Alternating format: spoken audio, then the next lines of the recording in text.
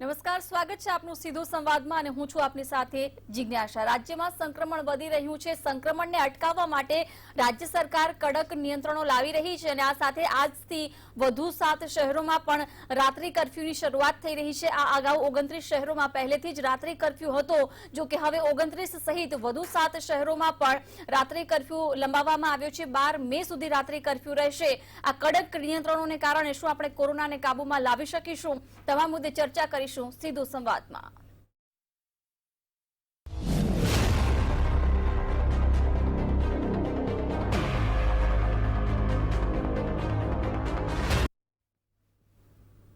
તો મહત્વના સમાચાર, રાજ્યના 7 શહેરોમાં રાત્રિ કર્ફ્યુની શરૂઆત થઈ છે।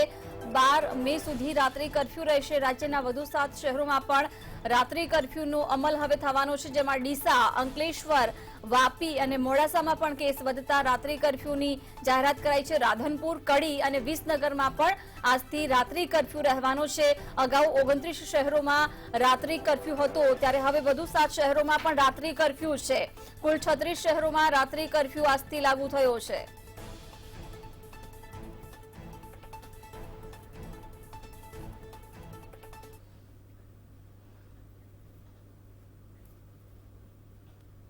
છત્રીસ શહેરોમાં હવે રાત્રિ કર્ફ્યુ છે, સાથે જ દિવસે પણ કડક નિયંત્રણો છે, પરંતુ આ તમામની વચ્ચે શું આપણે કોરોનાને કાબૂમાં લાવી શકીશું? એ એક મોટો સવાલ છે। ચર્ચાની શરૂઆત કરીએ। ચર્ચામાં આપણી સાથે વિશ્લેષક નિલેશ ધોળકિયા, વરિષ્ઠ પત્રકાર નરેશ વરિયા પણ જોડાઈ ચૂક્યા છે। બંનેનું ખૂબ ખૂબ સ્વાગત છે।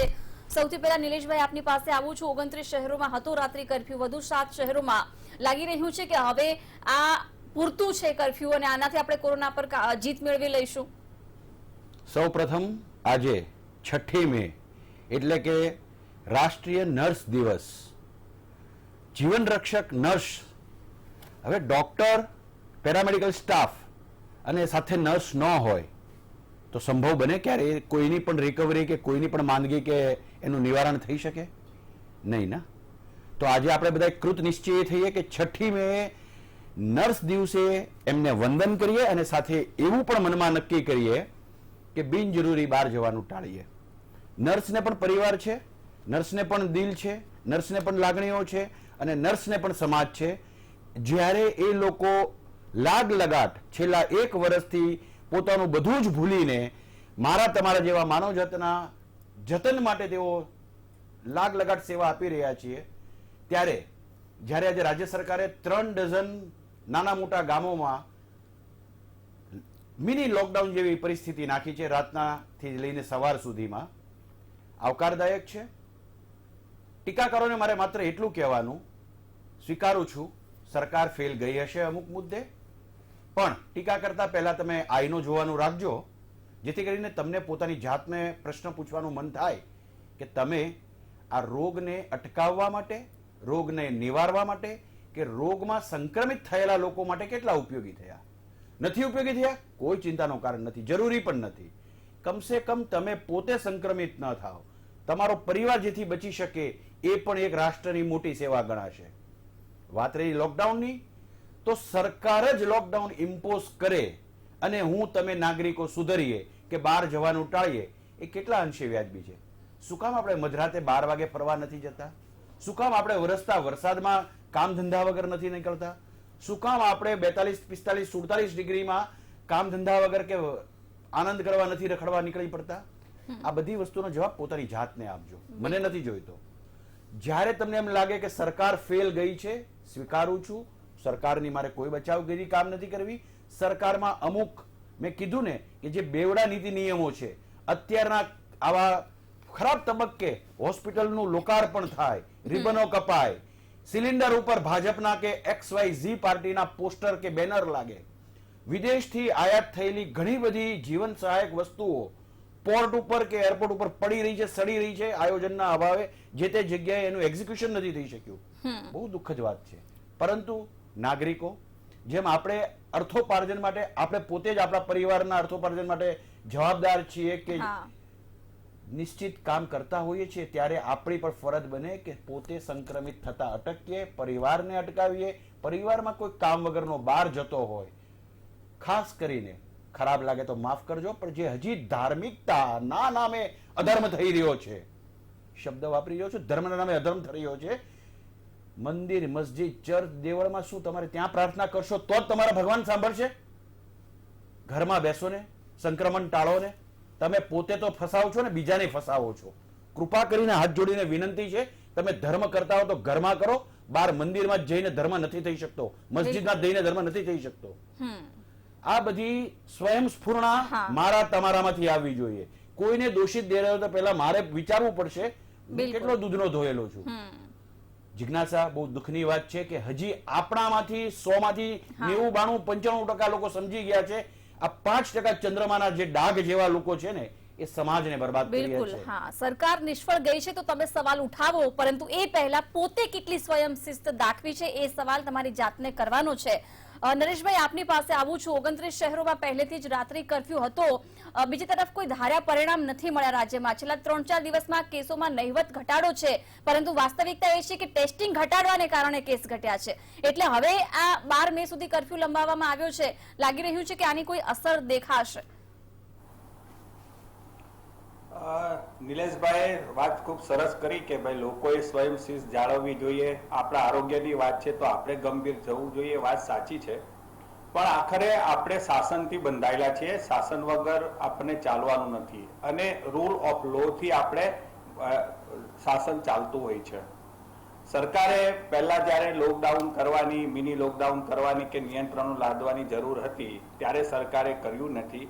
અને પછી જ્યારે સ્થિતિ કાબુ બહાર ચાલી ગઈ, ઘોડા નાસી ગયા અને તબેલાને તાળા મારવા જેવી સ્થિતિમાં આપણે આવી ગયા, ત્યારે મિની લોકડાઉન લાગુ કરવામાં આવ્યું છે. આંકડા પર દ્રષ્ટિ કરીએ તો કદાચ આપણને એમ લાગે છે કે રાત્રિ કર્ફ્યુ છે, થોડાક બીજા નિયંત્રણો છે, એનાથી અસર થઈ છે. પણ જો ટેસ્ટિંગ ઘટાડી દેવામાં આવ્યા છે અને એની સામે જો આંકડા ઓછા આવતા હોય તો મને લાગે છે કે આ સફળ થયું નથી. પણ આપણને કહેવામાં ખૂબ સારું લાગે કે લોકો સ્વયં શિસ્ત જાળવે, પણ જિજ્ઞાબેન આપણને ખ્યાલ છે કે આપણે ત્યાં પ્રજા એટલી સ્વયં શિસ્તમાં રહેતી નથી. આપણે ત્યાં તો શું, આપણે વિદેશની જે વાત કરીએ ત્યારે આપણે દાખલો આપતા હોય કે ત્યાં બહુ ડિસિપ્લિનમાં લોકો રહે છે, પરંતુ ત્યાં પણ આપણે જોયું છે કે નિયંત્રણો લાદવા છતાં ત્યાં પણ એનું ઉલ્લંઘન થતું હતું. તો આપણા દેશમાં તો પ્રજા એટલી સ્વયં શિસ્તમાં રહેતી નથી, ત્યારે સરકારી રાહે પણ આવા કડક પગલા લેવા પડતા હોય છે. એટલે એનાથી એક અસર થઈ છે એવું માનું છું. ભલે કે એના કેસની સંખ્યા કે કદાચ સરકાર એના આંકડા તો છુપાવવાની રમત કરતી હતી, એમાં ટેસ્ટિંગ ઘટાડીને આંકડા કદાચ એક સારું ચિત્ર બતાવવા માટે લાવતી હોય, પરંતુ છેલ્લા કેટલાક દિવસોથી સુરત શહેરની હું ખાસ વાત કરીશ કારણ કે ત્યાં સ્થાનિકને અમને વધારે ખ્યાલ છે. એટલે કે સ્મશાનની અંદર જે લાઈનો લાગતી હતી, જે લાંબી વેઇટિંગ હતું, એ ઘણા અંશે સ્થિતિ કાબુમાં આવી છે. એટલે મૃત્યુ દર પણ ઘટ્યો છે અને ગંભીર પ્રકારના જે દર્દીઓ હોય એની પણ સંખ્યા ઘટી છે. કોરોના માટે આપણને ખબર છે કોઈ દવા છે નહીં, જે રસી હમણાં આપણે બધાને આપવામાં આવીએ છીએ, પણ સારવારમાં શું કરવું એના અંગે હજુ પણ મત મતાંતર પ્રવર્તે છે. આપણે જોયું રેમડેસિવિર ઇન્જેક્શનની વાત હોય કે બીજી અન્ય બાબતો હોય, ત્યારે સારવારની વાત આવે છે ત્યારે સરકારની જ એની અંદર જવાબદારી વધી જતી હોય છે.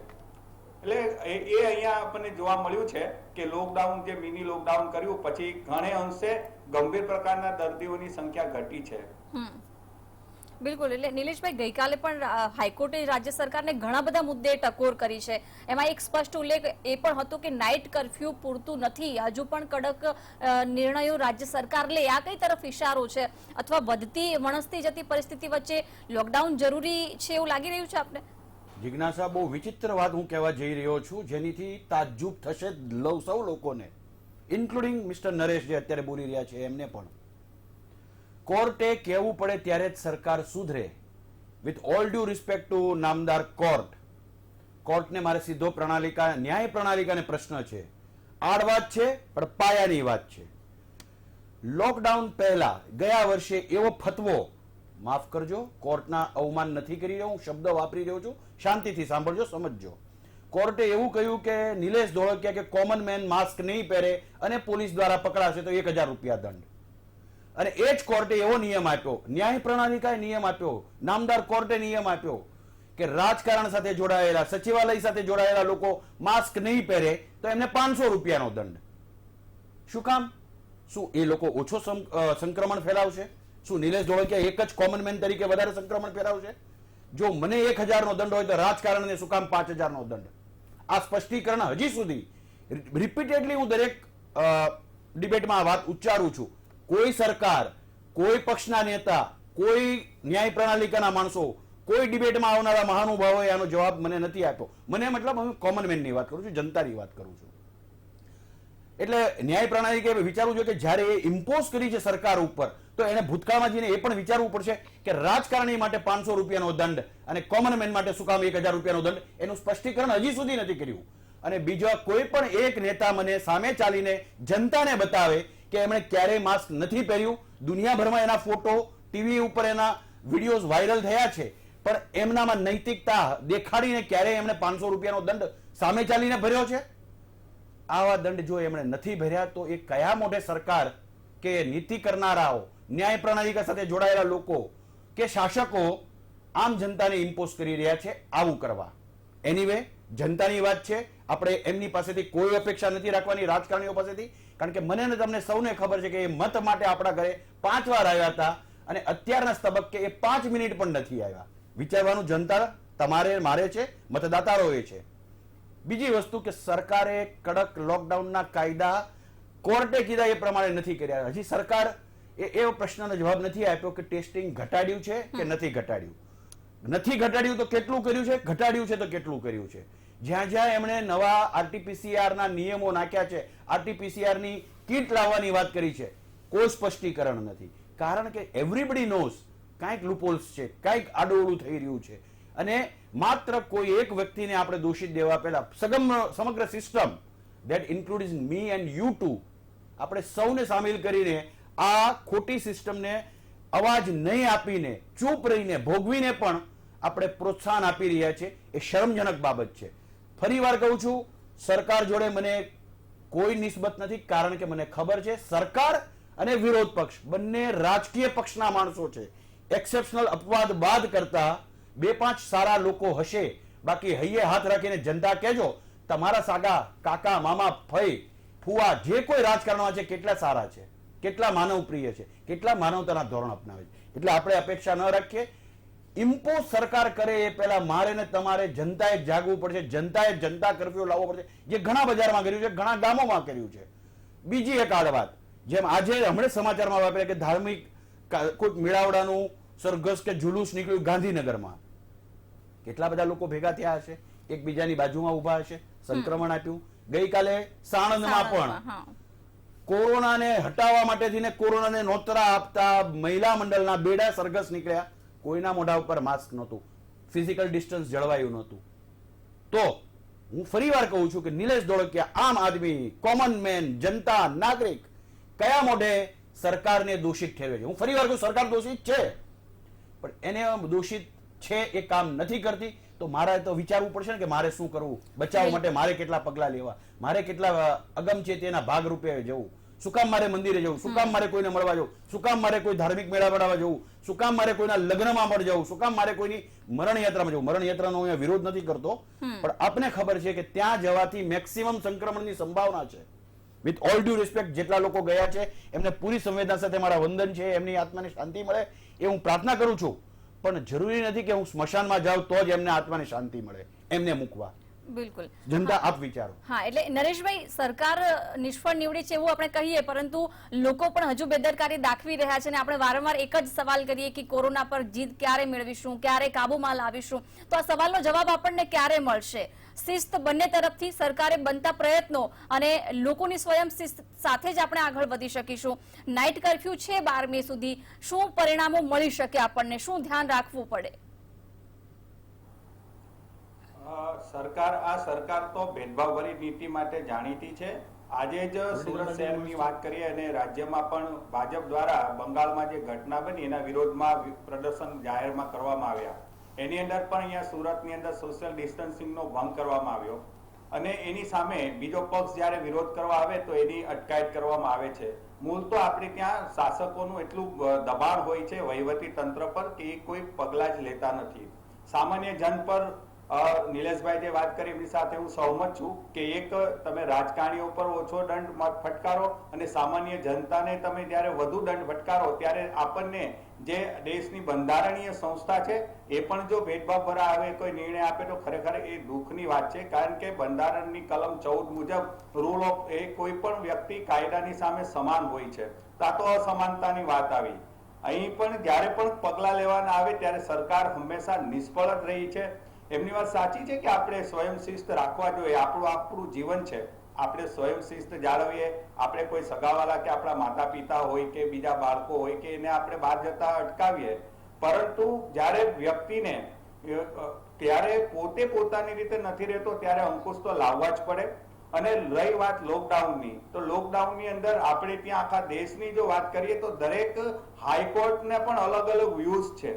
આપણે ત્યાં પણ હાઈકોર્ટે વચ્ચે કહ્યું હતું કે ભાઈ લોકડાઉન લગાવીએ ત્યારે એક રોજમદાર વ્યક્તિની શું હાલત થતી હોય એની પણ ચિંતા કરવી જોઈએ. વાત સાચી છે, પણ એની ચિંતા કરવી તો એ પણ શાસનનું કામ છે.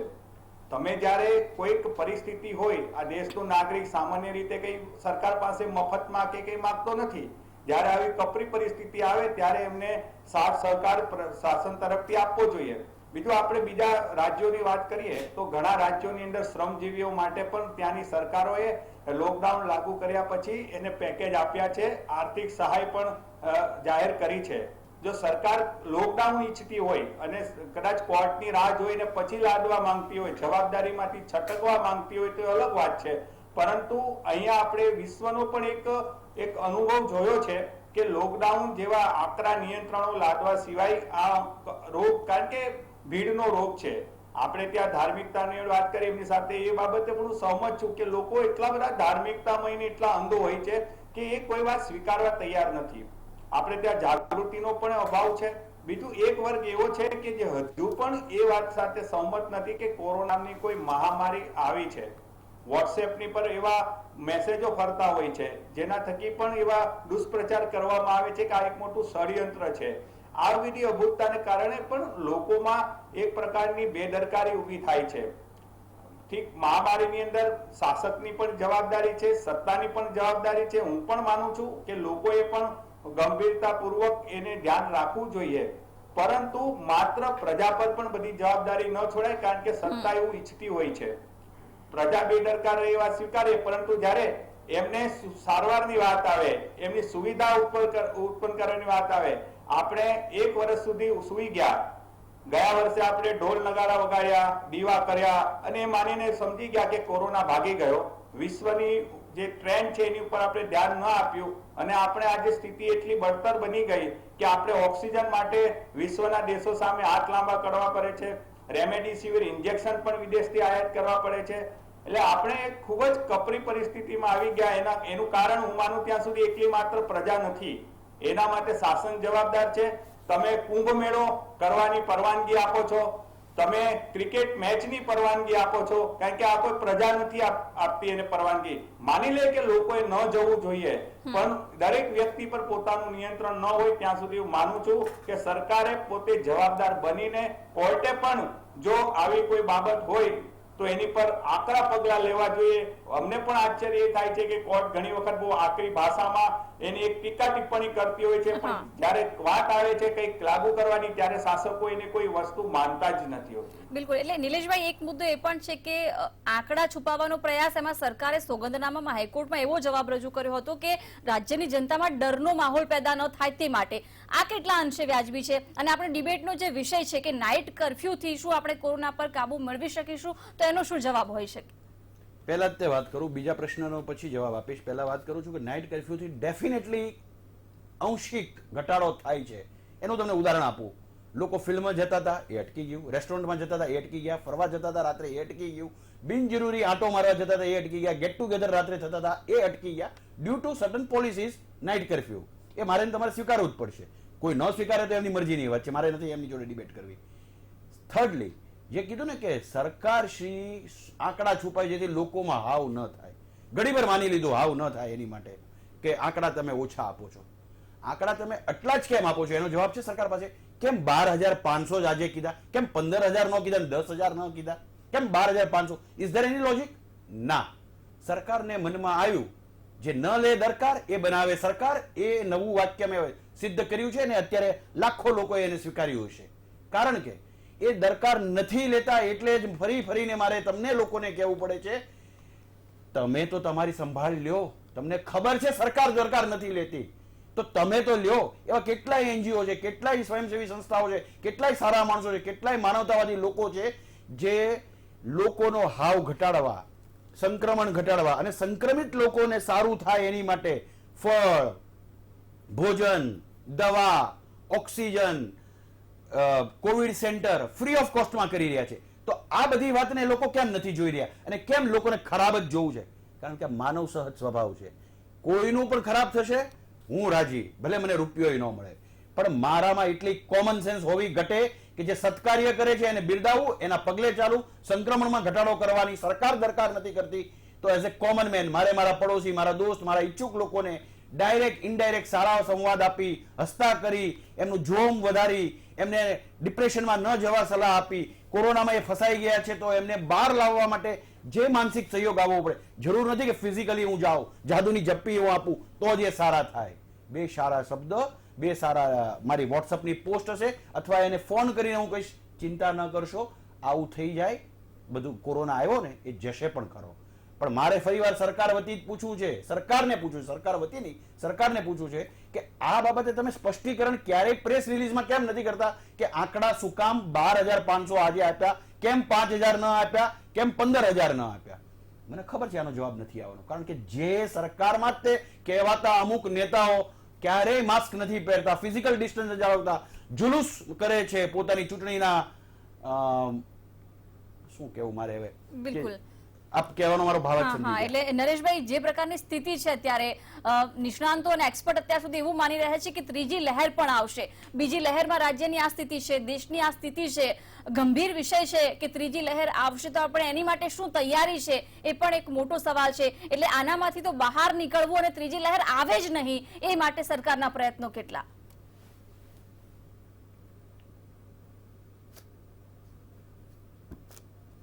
ભારત સરકારે વૈજ્ઞાનિકોની સલાહ ન માની, માત્ર ભારત નહીં બ્રાઝિલ, એના કારણે આ બંને દેશમાં બીજી લહેરમાં ગંભીર સ્થિતિ સર્જાઈ છે. આશા રાખીએ કે દેશના મુખ્ય વૈજ્ઞાનિક સલાહકારે ગઈકાલે કહ્યું છે કે ભારતની અંદર ત્રીજી લહેર આવી શકે. આપણે એવું પ્રાર્થના કરીએ કે ત્રીજી લહેર સુધી આપણું ભારત એમાં ન સપડાય, પરંતુ એમણે આગળ કહ્યું છે કે નક્કી નથી ક્યારે આવે, અને આવે તો એના માટે સરકાર જો આ જ રાહે આગળ વધવાની હોય તો હું માનું ત્યાં સુધી કદાચ એના ખૂબ જ ગંભીર પરિણામ આવશે. આપણે જે પણ કઈ ભૂતકાળમાં પ્રથમ લહેરમાં જે કઈ આપણે ખૂબ જ સરળ રીતે આપણે ઓછા નુકસાનથી આવી ગયા, એને આપણે એવું માની લીધું હતું કે આપણો વિજય થઈ ગયો, અને એ જ ભૂલ, એ જ પરિણામે આપણે સરકાર બેદરકાર રહી. પ્રજામાં પણ એક એવો સંદેશ ગયો કે આ કોરોના કંઈક એટલું એનાથી મૃત્યુ બહુ થતા નથી, એ તો સામાન્ય બીમારી છે, અને આપણા દેશની અંદર ખૂબ જ ઓછો મૃત્યુ દર છે. એટલે લોકોમાં એ ગંભીરતા ન આવી, સરકાર પણ ગંભીર ન રહી, અને જે પણ તૈયારી કરવાની હતી, જે નિષ્ણાતો કહેતા હતા એ તૈયારીમાં આપણે નિષ્ફળ રહ્યા, એનું અત્યારે આપણે પરિણામ ભોગવીએ છીએ. આગળ ત્રીજી લહેર આવે તો માનું ત્યાં સુધી અત્યારથી જ આપણે એની તૈયારી કરવી પડે. ગયા વખતે પણ જિજ્ઞાસે એક વસ્તુ આજ બની હતી, લોકડાઉનનો અર્થ એ છે તમે અત્યારે નાઇટ કર્ફ્યુ નાખો કે પૂર્ણ લોકડાઉન ભવિષ્યમાં નાખો, 2-4 દિવસ પછી કદાચ સ્થિતિ ન સુધરે, એ નાખશે કેમ એક સવાલ છે, પરંતુ એ સમયગાળાનો ઉપયોગ વધુમાં વધુ લોકોને આરોગ્યની જે સુવિધા મળવી, જે ઊભી કરવી જોઈએ એ માટેનો સમયગાળો હોય છે. ગઈ વખતે એ સમયગાળામાં પણ આપણે ખૂબ જ વેડફાટ કરી નાખ્યો અને પછી આખું એક વર્ષ ગયું. જો ચેતવણી હવે તો પોતે કેન્દ્ર સરકારે આપી છે, માનું ત્યાં સુધી ઓક્સિજનના પ્લાન્ટ હોય, બીજી બેડની સુવિધા હોય, આપણે આ ખૂબ જ ખરાબ અનુભવ રહ્યો છે કે વ્યક્તિ કોરોનાથી ન મરે અને કોરોનાની જે સારવારના અભાવે મરે, એ સૌથી મોટી આપણી સિસ્ટમની ફેલ્યોર છે. એના માટે આપણે લોકોને તો જવાબદાર ઠેરવીએ, પણ સરકાર જ છે, કારણ કે એ કામ સરકારનું છે. એ કઈ પ્રજા તો જાતે કઈ ઉભું ન કરી શકે ઇન્ફ્રાસ્ટ્રક્ચર. આખરે તમને ચૂંટવામાં શાસકોને એટલે આવે છે કે આવી કટોકટી ભરી સ્થિતિમાં ક્યારે આ દેશ પ્રજા એવું તો કહ્યું નથી કે ભાઈ અમને તમે રેમડેસિવિર ઇન્જેક્શન જેવા અમને મફતમાં આપો કે આપો, અને બીજું પ્રજા પણ આ માટે એટલી જ જવાબદાર છે. જ્યારે તમે ચૂંટણી આવે છે બિલકુલ. કોઈ પ્રજાકીય મુદ્દાને પ્રજા પણ ધ્યાન નથી આપતી અને જે લાગણીશીલ મુદ્દાઓ શાસકો વિપક્ષો બિલકુલ. દ્વારા ઉઠાવવામાં આવે છે એના આધારે આપણે મતદાન કરીએ છીએ હા. અને આવી સરકારો જ્યારે ચૂંટાઈ આવે ત્યારે આપણે છાતી કૂટવા સિવાય બીજો કોઈ રસ્તો રહેતો નથી. એટલે જ્યાં સુધી આપણે કોરોનામાં પણ હું નિલેશભાઈની બિલકુલ વાત બિલકુલ સાથે હા, એટલે સહમત છું કે બેદરકારી આપણે આપણી દાખવવામાં આવી છે, સરકાર નિષ્ફળ રહી છે, પરંતુ સાથે લોકોએ બેદરકારી દાખવી છે, ગંભીરતા નથી દાખવી અને એને એટલા જ કારણે એટલું મોટું પરિણામ આપણે ભોગવવું પડી રહ્યું છે. નિલેશભાઈ અને નરેશભાઈ આ બંને ચર્ચામાં જોડાયા, ખૂબ ખૂબ આભાર. તો સીધો સંવાદમાં અત્યારે બસ આટલું જ. નવા એક વિષય સાથે ફરીથી મળીશું. નમસ્કાર.